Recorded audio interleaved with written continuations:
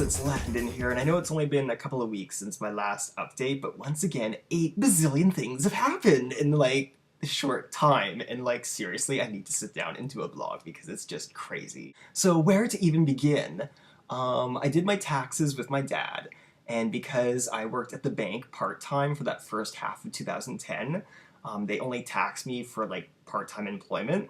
So I owe a little bit of money to the Canadian government this time, but just a small amount, about like 700 bucks around there. But I don't want to do the withdrawal from my savings account just because I kind of like it there. So I actually got a job, and it's just like, seriously, it's 29 hours a week. I work at a pizza place as a dishwasher. So I just go there, wash dishes, and then I leave. And so that's like been kind of like crazy because it's a huge restaurant. I used to work for a small restaurant like 5 years ago. This one's quite a bit bigger, so it's definitely a different experience, but we'll see how long it lasts before I like do something else, because I thought I was bored, but as we're going to discover, I have no lack of boredom for like the past little while. So the guy that was in the master bedroom like for the past year and 2 months has been renting from me, and my mom got that bachelor condo that I told you about downtown Regina. It's renovated, it's really pretty, actually it's a really nice place. And so she got possession of it on April 1st, so he moved out to move into the new condo that my mom has. And I wasn't there to really sort of like show my mom how to do things because I was, of course, at work at the pizza place. So my mom let him move in without making payments. It's like selling a car. Like, do you let someone drive away the car before paying you? So I guess the agreement was that my mom will just collect the payment later, right?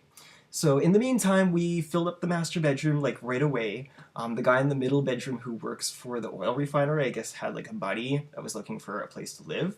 So my house is slowly turning into like oil workers that like work at the refinery.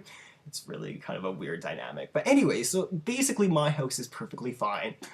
Everything's good to go. But now we have this like issue where this new housemate, well, I guess like the guy that was living with me, moved into my mom's apartment, and we still need to collect payment, right? So a day goes by and the next day goes by, and my mom's trying to contact this guy to like collect the payment, and he's being like really elusive. Like, I think what it was is he didn't have the money, so he was coming up with every single excuse to sort of like, you know, let us, I don't know what the hell he was doing, but he just basically he didn't have the money.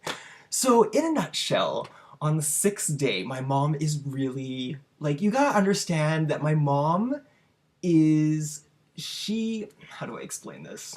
Like, in a really, really happy way. I have no idea. My mom demands results right away. Like, I mean, that's her line of work, right?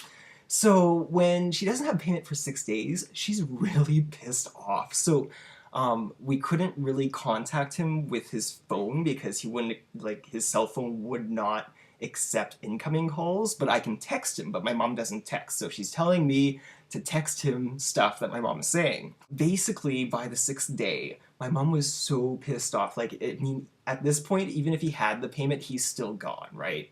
So my mom says, tell this guy that to be there at 7 o'clock because we are removing his stuff and he is leaving and he's going to give me the keys. So I'm like, okay, according to my mom, we're like removing your stuff, right?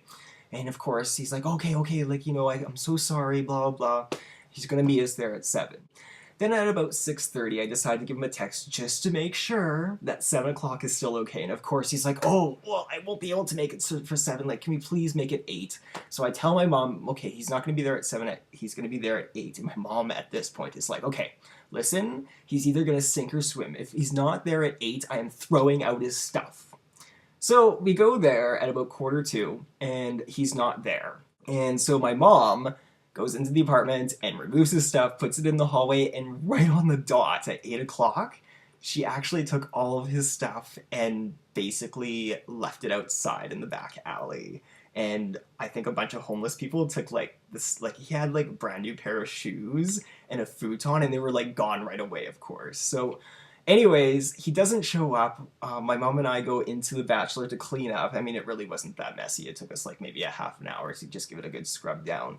And then I got a text message from the guy, And he says, "Oh, I left the keys in the mailbox, I'm sorry." And I'm just like, wow, that was like the craziest eviction ever. So basically, this like guy that's been living with me for a year and 2 months is like gone, and turned out to be a very, very, well, interesting experience for my mom, let's just say. Luckily, nothing got damaged or like, it wasn't a big loss or anything. So then, once we got the apartment all cleaned up, at about 11:30, I put an ad on Kijiji and usedregina.com basically advertising this bachelor apartment. And my mom kind of thought that $750 a month was kind of expensive. And I kind of thought so too, but basically how I work is I put the ads on the internet, and if I don't receive any word for a week, then I'll bring it down to $6.95. If I don't hear anything for another week, then bring it down to $6.50, and so forth, right? So I put the ad up on Kijiji and used Regina at about 11:30 at night, and 20 minutes later, I get a phone call, and they're like, "Yeah, we want to see the apartment." And I'm like, "Okay, tomorrow, what time works for you?" And they're like, 9 o'clock. I'm like, "Okay."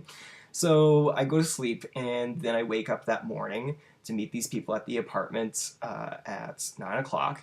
And it's like basically the recent immigrants from Africa is what they were.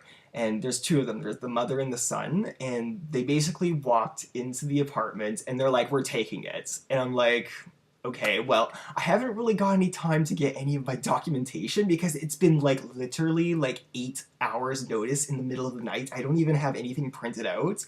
So I basically told them, okay, I'll get this stuff printed out. You say that you want it, and get this good to go, right? Well, in the meantime, while I get all my, lease agreements and everything all ready for my mom, I get like 8 phone calls before noon, like people wanting the apartment. Like it was insane. I didn't think that the place would rent for $750 a month.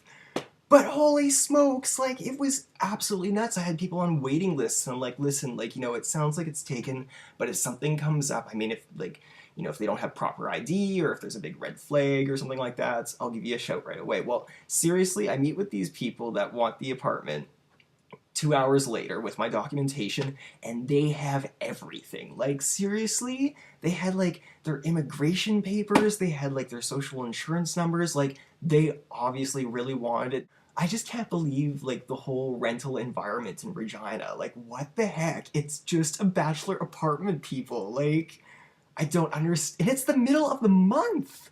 Well, maybe that's why it sold so quickly, is because everybody likes to rent at the beginning of the month instead of the middle. I don't know. So basically, I told my mom, "Listen, it's sold," which of course amazed her, right? Because she thought it was like too expensive.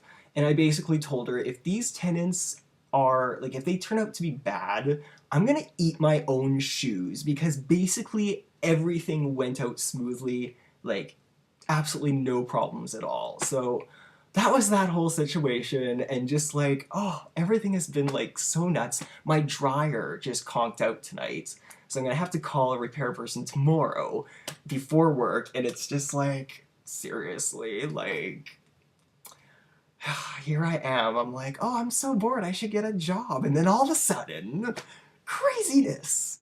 Anyways, I certainly want to hear from like all of you what's like what you've been up to, because like seriously, like I cannot be the only one that has like all this insane crazy crap happening all the time.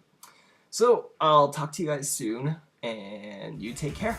Bye bye.